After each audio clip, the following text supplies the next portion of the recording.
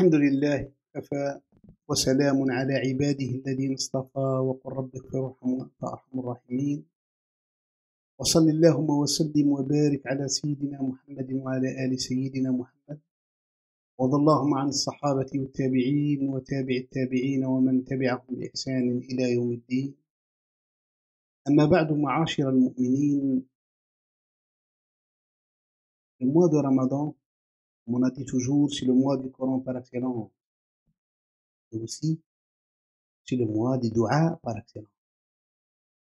N'oubliez pas que ce mois-là, les portes des ciels sont ouvertes. Et Allah tabaraka wa ta'ala accepte la repentance et attend notre repentance. Il nous attend. Il attend cette repentance de la part de nous. Il accepte, subhanahu wa ta'ala. La chose qu'on dit aussi dans le Coran, la valeur de la repentance et la valeur des invocations, des doigts. Allah a demandé aux êtres humains de l'invoquer. Il a dit, Ad'ouni astajib lakum. Invoquez-moi et j'exaucerai vos invocations. C'est une question qui mérite d'être bien vue. Et pour que Allah accepte nos invocations, exauce nos invocations, il a même fait des lieux et des heures bénies pour qu'il nous exauce. Il nous exauce toute l'année. Il nous accepte toute l'année. Mais il a donné aux croyants des heures et des lieux pour qu'ils ne les ratent pas. Pour les lieux, il a donné la Mecque, Médine, Al-Quds. C'est pour cela, les prières dans les mosquées de Médine, dans la grande mosquée du prophète sallallahu, dans la grande mosquée de la Mecque, et dans Al-Quds valent plus que les prières dans n'importe quelle autre partie du globe. Et aussi, les invocations là-bas seront exaucées. Allah nous a donné aussi autre chose. Après le lieu, le temps. Aussi, pour que tout croyant, là où il est, celui qui n'a pas eu l'occasion d'être à Al-Quds ou à Médine ou à la Mecque, peut aussi exploiter le mois de Ramadan avec cette nuit du destin. Peut exploiter le jour du vendredi, où il y a dans ce jour-là une heure.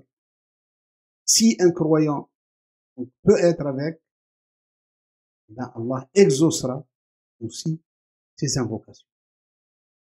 Et la troisième chose, Allah nous a donné en heure, après le vendredi, les 10 premiers jours de Dhul Hijjah. Pour ceux qui ne seront pas aussi à la Mecque, qui n'ont pas eu le temps, qui n'ont pas eu l'argent, qui ne sont pas en état physique d'être à la Mecque, Allah l'a demandé aussi de l'invoquer et de le prier et de faire aussi des bonnes actions pendant les 10 premiers jours de Dhul Hijjah.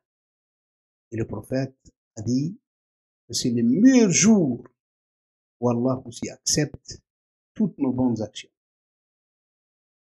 Maintenant, comment seront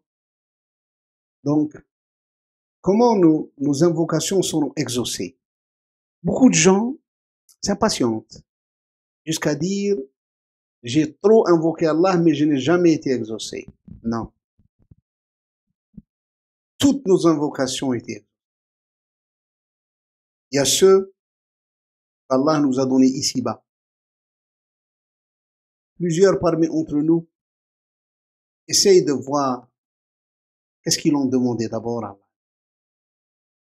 Est-ce qu'Allah Azza wa Jalla ne les a pas donnés? Non. On a invoqué beaucoup de choses qu'Allah nous les a données. Il faut être reconnaissant. Louange à Dieu pour tout ce qu'il nous a donné. On invoque Allah, la santé, on l'a. On a invoqué Allah, quand on apprend l'ilm, Allah. Tout ce qu'on a invoqué Allah, nous l'avons eu. Il faut multiplier maintenant aussi les louanges envers Allah.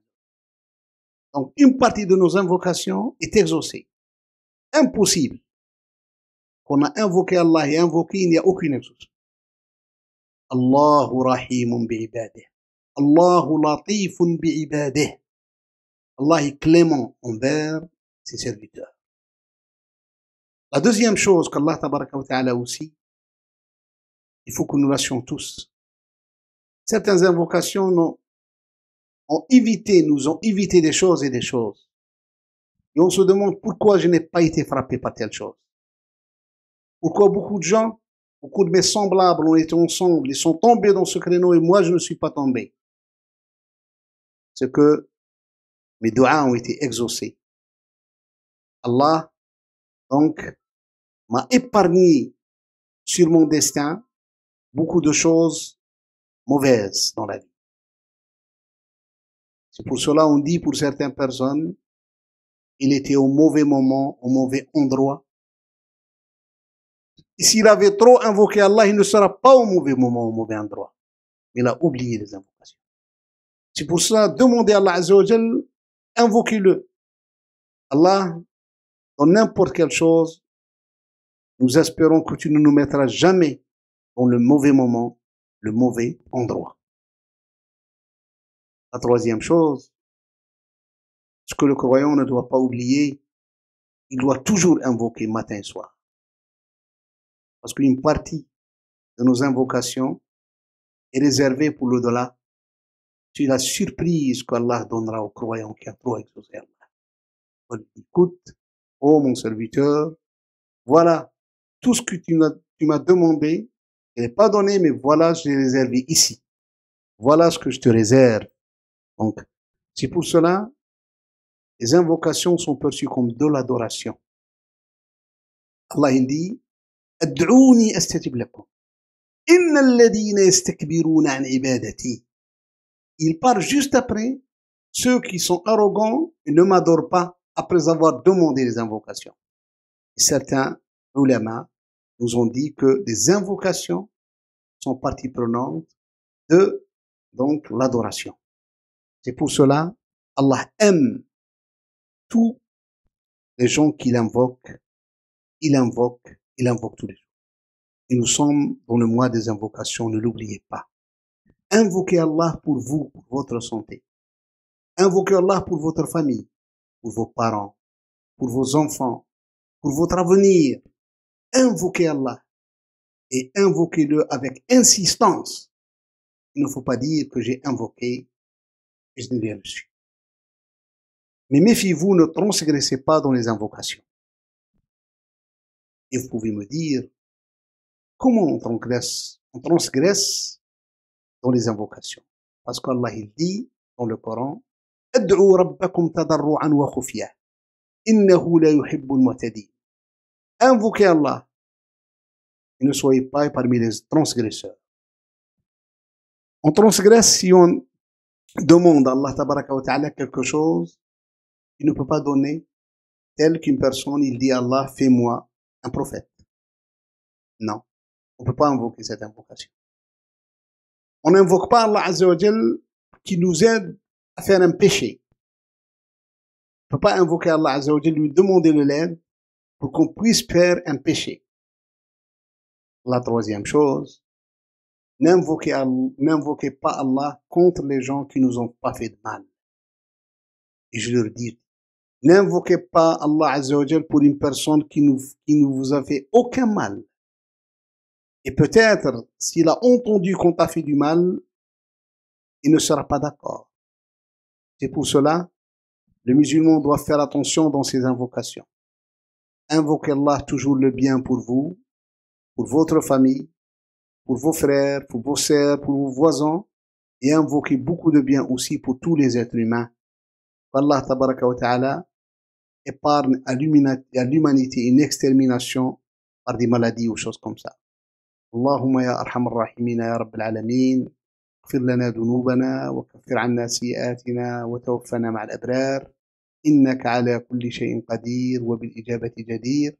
وصل اللهم وسلم وبارك على سيدنا محمد وعلى آله، وارض اللهم عن الصحابة والتابعين وتابع التابعين ومن تبعهم بإحسان إلى يوم الدين.